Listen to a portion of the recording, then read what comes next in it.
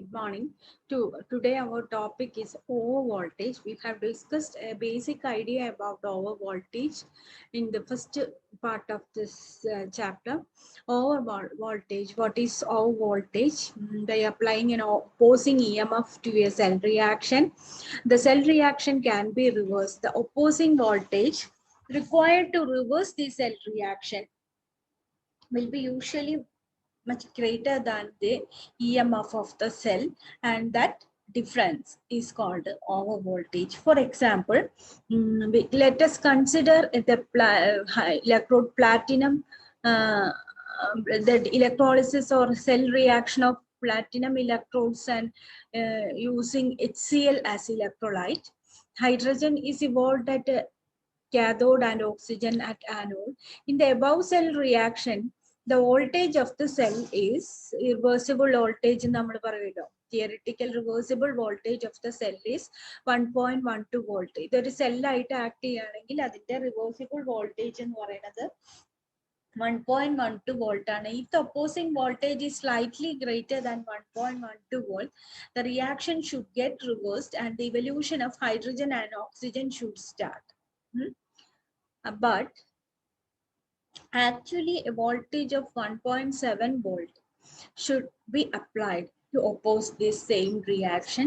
This excess voltage, that is 1.7 minus 1.12 volt or 0.58 volt, is required to reverse this reaction.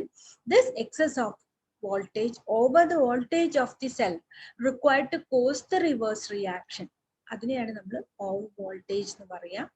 ഇപ്പൊ നമ്മളതൊരു equation പോലെ നമുക്ക് കണ്ടുപിടിക്കണം എങ്ങനെയാ വെച്ചാൽ ഈ VD is the actual decomposition potential of the electrode and ER is the reversible decomposition potential of the electrolyte, which can be calculated by Nernst equation when the electrode operates reversibly.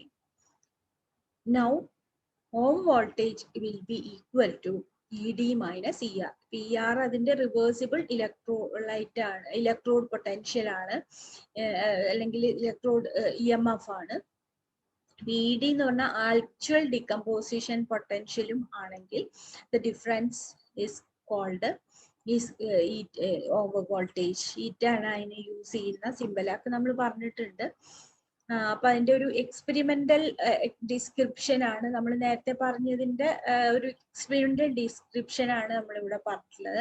അപ്പൊ ED ഇപ്പം ഒരു സെല്ലിന്റെ -1.67 volt in the electrolysis of sulphuric acid using lead electrodes, ER is equal to -12.3 volt and the over voltage is 0.44 volt. This over voltage is always given a positive sign. എപ്പോഴും നമ്മൾ over വോൾട്ടേജിന് positive sign ആണ് കൊടുക്കുക, കാരണം കൂടുതലായിരിക്കില്ല എപ്പോഴും. ED എന്ന് പറയുന്നത് ER-നേക്കാളും കൂടുതലായിരിക്കും എന്നുള്ളതുകൊണ്ട് always it will be positive.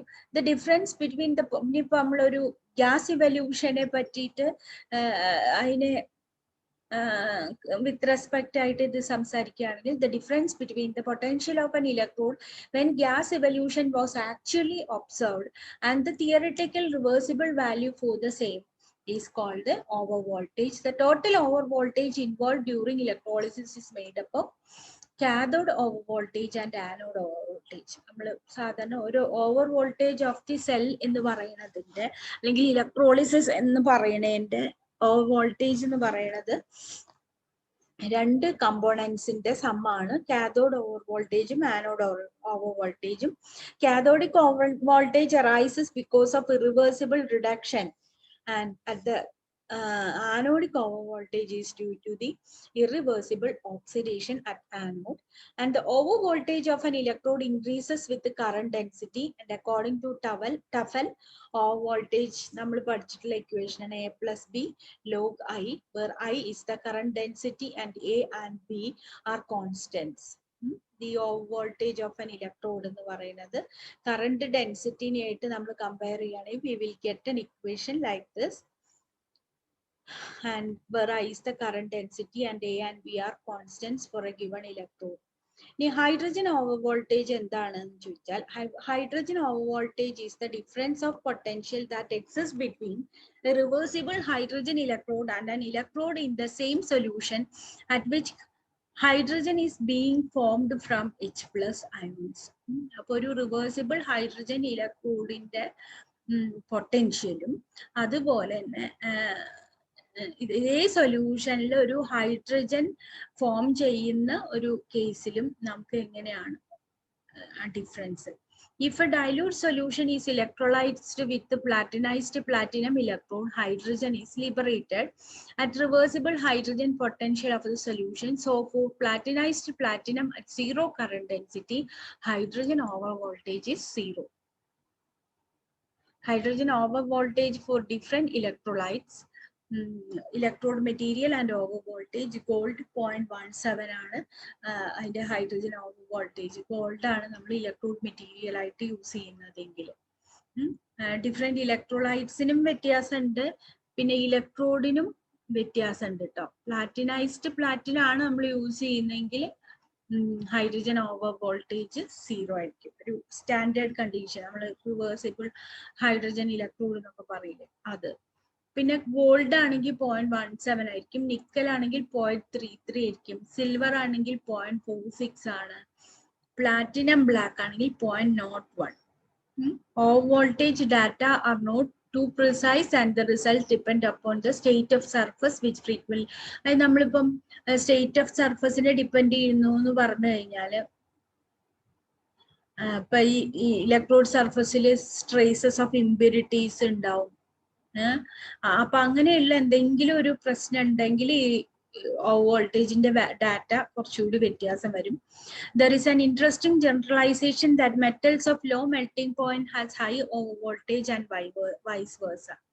Melting point കുറയുമ്പം ഹൈ ഓവർ വോൾട്ടേജ് ആവും എന്നുള്ളത് അതിപ്പോ ഇതിൽ നോക്കിക്കഴിഞ്ഞാലും നമുക്ക് അങ്ങനെ ഒരു ട്രെൻഡാണ് കാണുന്നത്. ഇതിൽ നോക്കിക്കഴിഞ്ഞാല് increasing effective surface area decreases the over voltage. അതായത് സ്മൂത്ത് പ്ലാറ്റിനം ആൻഡ് ഈ പ്ലാറ്റിനൈസ്ഡ് പ്ലാറ്റിനം ഇലക്ട്രോഡ് നമ്മൾ പറയല്ലോ, അതായത് platinum electrode coated with finely divided platinum black. അപ്പൊ സർഫസ് ഏരിയ കൂട്ടുമ്പോൾ വോൾട്ടേജ് കുറയും. അതേപോലെ നമ്മൾ ടെമ്പറേച്ചർ കൂട്ടിയാൽ increase in temperature also decreases the over voltage.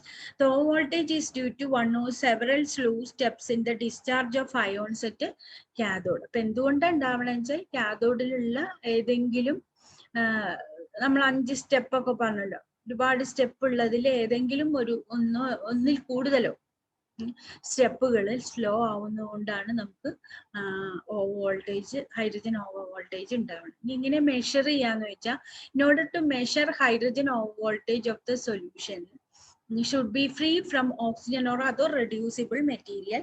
Then the solution is generally saturated with hydrogen at 1 atmosphere. Now the current of depth strength is passed through the solution for some time so as to be so that it become constant.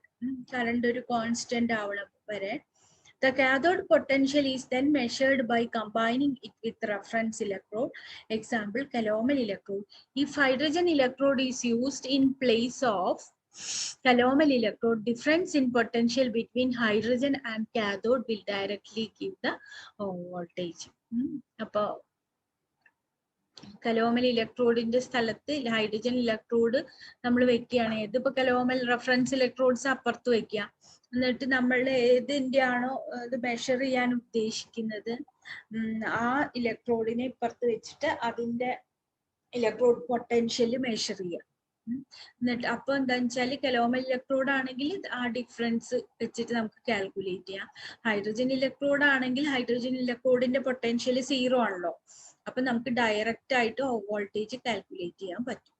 ഇനി oxygen over voltage എന്ന് പറഞ്ഞു കഴിഞ്ഞാൽ at anode oxygen is liberated and then reversible value of that liberation and the actually observed value of potential is called the oxygen voltage. The hydrogen over voltage voltage at anodes are even more difficult to measure accurately than hydrogen over voltage. One reason that anode surfaces generally become covered with a layer of oxide which may be invisible. The exact nature of anode surface is therefore in doubt. ഇപ്പൊ നമുക്ക് എന്താ വെച്ചാൽ എപ്പോഴും anode സർഫസിന്റെ മുകളിൽ ഒരു oxide covering ഉണ്ടാവും എന്നുള്ളത് കൊണ്ട് നമുക്ക് ഓക്സിജൻ ഓവർ വോൾട്ടേജ് അങ്ങനെ കാൽക്കുലേറ്റ് ചെയ്യാൻ ഒത്തിരി ബുദ്ധിമുട്ടാണ്. Oxygen over voltage for different metals, one normal potassium hydroxide electrolyte ആയിട്ട് 0.1 milli ampere per square metre current ഡെൻസിറ്റിയിൽ എടുക്കുകയാണെങ്കിൽ നമുക്ക് കിട്ടുന്നത് അയേണിന് 0.37, പ്ലാറ്റിനം ബ്ലാക്കിന് 0.32, പ്ലാറ്റിനൈസ്ഡ് പ്ലാറ്റിനം ഇലക്ട്രോഡിന് നമുക്ക് ഇവിടെ ഒരു വാല്യൂ ഉണ്ട്. Nickel 0.45, silver 0.45, gold 0.93. The cause of oxygen over voltage is more uncertain than hydrogen over voltage. അതിന്റെ അത്ര ഈസി അല്ല അതിന്റെ ഡിറ്റർമിനേഷനും ഒക്കെ, കുറച്ചുകൂടെ കോംപ്ലിക്കേറ്റഡ് ആണ്. അപ്പൊ നമ്മൾ ഇവിടുത്തെ ഒരു സ്ലോ സ്റ്റെപ്പ് എന്ന് പറയുന്നത് electrolytical neutralisation of OH minus ions as the intermediate state is the formation of oxygen molecule from these radicals or transfer of proton from water molecule attached to anode to one in the solution. അങ്ങനെ ഏതെങ്കിലും ഒരു process slow ആയിരിക്കും. The last suggestion seems to be analogous for metals. For some metals, platinum, there is a similarity in anodic and cathodic behavior. Platinum എന്നുള്ള metal എടുത്താൽ anodic cathodic ബിഹേവിയറിൽ ഒരു similarity ഉണ്ടാവും with current density which tends move support to proton transfer mechanism. അപ്പൊ അങ്ങനെ ഒരു similarity platinum ഇലക്ട്രോഡിന് വരുന്നത് കൊണ്ട് നമുക്ക് ഇതിനുള്ള മെയിൻ ആയിട്ടുള്ള റീസൺ എന്ന് പറയുന്നത്, അല്ലെങ്കിൽ സ്ലോ സ്റ്റെപ്പ് ഡിറ്റർമിനിങ് സ്റ്റെപ്പ് എന്ന് പറയുന്നത് പ്രോട്ടോൺ ട്രാൻസ്ഫർ മെക്കാനിസം ആയിരിക്കും എന്ന് നമുക്ക് അസ്യൂം ചെയ്യാൻ അത്രേ പറ്റുള്ളൂ. ഇനി വോൾട്ടേജിന്റെ യൂസസ് ആണ്. അപ്പൊ it is use in electrolytic reduction of organic compound, അതായത് നൈട്രോബെൻസിൻ ഒക്കെ റിഡ്യൂസ് ചെയ്യാം യൂസിങ് ലെഡ് ഇലക്ട്രോഡ്. അപ്പൊ എന്താന്ന് വെച്ചാൽ ഇവിടെ ഓവർ വോൾട്ടേജ് ഉള്ള ഇതുകൊണ്ട് the activity of hydrogen get enhanced. Although many metals have larger oxidation potential than hydrogen, they are discharged at cathode before hydrogen. This is because അപ്പൊ നമ്മൾ ഈ ഗോൾഡ് സിൽവർ പോലെ അല്ലാത്ത ഒരുപാട് മെറ്റൽസിന് ഹൈഡ്രജനേക്കാളും ഓക്സിഡേഷൻ പൊട്ടൻഷ്യൽ ആണ് ഉള്ളത്. അപ്പൊ അവരൊക്കെ എന്ത് ചെയ്യും? Deposit ചെയ്യും. This is because of hydrogen over voltage, and the hydrogen over voltage over a mercury surface is large. This principle is used, അതായത് മെർക്കുറി നോൺ പോളറൈസിബിൾ ആയിട്ട് മാറുകയാണ് മെർക്കുറി സർഫസ്. ഇനി നമ്മൾ ഡ്രോപ്പിംഗ് മെർക്കുറി ഇലക്ട്രോഡൊക്കെ വരും, അത് നോൺ പോളറൈസിബിൾ ആണ്. അപ്പൊ hydrogen over voltage over a mercury surface is large. This principle is used in polarography. Because of the oxygen over voltage, chlorine is liberated at anode on electrolysis of aqueous solution of sodium chloride. ഈ oxygen over voltage കൊണ്ട് chlorine എന്ത് ചെയ്യും? ആനോഡിൽ liberate ചെയ്യുക. Chlorine ആണ് ആനോഡിൽ liberate ചെയ്യുക sodium ക്ലോറൈഡിന്റെ aqueous solution. ക്ലോർ alkali process, അതായത് sodium ക്ലോറൈഡിന്റെ aqueous സൊല്യൂഷനെ നമ്മൾ electrolyse ചെയ്യുമ്പോൾ നമുക്ക് ക്ലോറിൻ കിട്ടും. ആ ക്ലോറിൻ യൂസ് ചെയ്തിട്ടാണ് നമ്മൾ ബ്ലീച്ചിങ് പൗഡർ ഒക്കെ ഉണ്ടാക്കണത് ഇൻഡസ്ട്രിയലി. ഇത് നമ്മളുടെ എന്താ പറയാ സോഡിയം ക്ലോറൈഡിന്റെ മാനുഫാക്ചറിന്റെ സമയത്താണ് നമ്മൾ സോഡിയം ഇലക്ട്രോളിസിസ് ചെയ്തിട്ടാണ് നമ്മൾ സോഡിയം ഹൈഡ്രോക്സൈഡ് ഉണ്ടാക്കണതും അതിന്റെ ഒപ്പം തന്നെ ക്ലോറിൻ ഗ്യാസ് ബൈ പ്രൊഡക്റ്റ് ആയിട്ട് കിട്ടുകയും ചെയ്യും. അത് ഈ ഓക്സിജൻ ഓവർ വോൾട്ടേജ് ഉള്ളത് കൊണ്ടാണ് നമുക്ക് ക്ലോറിൻ ആണ് എന്ത് ചെയ്യുന്നത് ഇതിൽ ലിബറേറ്റ് ചെയ്യുന്നത്. Due to high over voltage lead is only deposited on cathode instead of evolution of hydrogen gas during the charging of lead accumulator. അപ്പൊ നമ്മൾ ഈ ലെഡ് അക്യുമുലേറ്റർ ബാറ്ററീസ് ഒക്കെ അല്ലേ, അതിന്റെ ഈ കാഥോഡില് ഹൈഡ്രജൻ ഗ്യാസ് ഇവല്യൂഷൻ നടക്കില്ല. അതിന് പകരം ലെഡ് ഡെപ്പോസിഷൻ ആണ് നടക്കുക. ലെഡ് ആണ് ഡെപ്പോസിറ്റ് ചെയ്യുക. H+H2 ആയി മാറുകയല്ല ചെയ്യുക, Pb2+ Pb ആയിട്ട് മാറുകയാണ് ചെയ്യുക. കാരണം അതിന് ഹൈഡ്രജൻ വോൾട്ടേജ് എന്ന് പറയുന്നത് വളരെ കൂടുതലായതുകൊണ്ട് ലെഡിനെ റെഡ്യൂസ് ചെയ്യാണ് കുറച്ചും കൂടെ എളുപ്പം സൊല്യൂഷനിലുണ്ട്. അപ്പൊ അതുകൊണ്ട് എന്താണ്, അവിടെ ഹൈഡ്രജൻ ഗ്യാസ് ഇവോൾവ് ചെയ്യണതിന് പകരം ലെഡാണ് വരുന്നത്. The presence of hydrogen voltage make it possible to deposit metals electrolytically from acid solutions. ഈ ഹൈഡ്രജൻ വോൾട്ടേജ് ഇത്രയും ഹൈ ആണ് എന്നുള്ളത് കൊണ്ട് നമുക്ക് ഹൈഡ്രജന്റെ മുകളിലായിട്ട് oxidation potential, larger oxidation potential ഉള്ള എല്ലാ മെറ്റൽസിനെയും നമുക്ക്, ഇപ്പൊ സിങ്ക്, കാഡ്മിയം പോലുള്ള എല്ലാ മെറ്റൽസിനെയും നമുക്ക് ഡെപ്പോസിറ്റ് ചെയ്യിക്കാം, ഇലക്ട്രോളിസിസ് വഴി ഡെപ്പോസിറ്റ് ചെയ്യിക്കാൻ പറ്റും. അത് നമ്മൾ നേരത്തെ പറഞ്ഞ പോലെ തന്നെ. അപ്പൊ അതൊരു അപ്ലിക്കേഷൻ ആണ്. ഈ ഓവർ വോൾട്ടേജിന്റെ ഒരു ബെനിഫിറ്റ് ആണ്. നമുക്ക് എല്ലാറ്റിനും വോൾട്ടേജ് സത്യം പറഞ്ഞു കഴിഞ്ഞാൽ നോൺ റിവേഴ്സിബിൾ പ്രോസസ് ആണ്.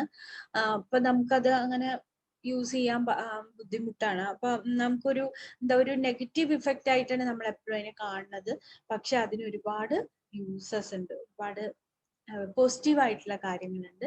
ദെൻ എന്തൊക്കെയാണ് വോൾട്ടേജിനെ എഫക്ട് ചെയ്യുന്ന ഫാക്ടേഴ്സ്? ഒന്ന് കറണ്ട് ഡെൻസിറ്റി. അതിന് നമ്മളൊരു ഇക്വേഷൻ എഴുതി, Tafel equation. Voltage increases with increase in current density if we do not remove hydrogen and oxygen. Hydrogen ion concentration ആണ് രണ്ടാമത്തെ. അപ്പൊ ഒരു pH in the absence of highly absorbed species, voltage is independent of hydrogen ion concentration over large range of pH values. Temperature voltage decreases with increase in temperature. Temperature കൂടുമ്പോൾ voltage കുറയും. കാരണം ഈ gases deposition അങ്ങനെ കുറെ factors ഉണ്ടല്ലോ വോൾട്ടേജിന് ഉണ്ടാക്കുന്ന, അതിനൊക്കെ വ്യത്യാസം വരും ടെമ്പറേച്ചർ കൂടുന്ന സമയത്ത്. പിന്നെ ലോ പ്രഷർ കണ്ടീഷൻസിൽ voltage increases rapidly on cathodes like copper, mercury, nickel. At high pressure over voltage is very slightly affected. High പ്രഷേഴ്സിൽ അതിന് വലിയൊരു എഫക്റ്റ് ഇല്ല. പക്ഷെ ലോ പ്രഷർ കണ്ടീഷൻസിൽ voltage increases rapidly with pressure. അപ്പൊ ഇത്രയാണ് നമ്മളുടെ ഈ ടോപ്പിക്കിലുള്ളത്. ഇനി നമുക്ക് വോൾട്ടേജിന്റെ ഡിറ്റർമിനേഷൻ അങ്ങനെയുള്ള കുറച്ച് കാര്യങ്ങളുണ്ട്. അപ്പൊ ഇവിടെ ഇന്നത്തെ ക്ലാസ് നമുക്ക് ഇവിടെ നിർത്താൻ. നോട്ടൊക്കെ എഴുതി വെക്കണം. Thank you.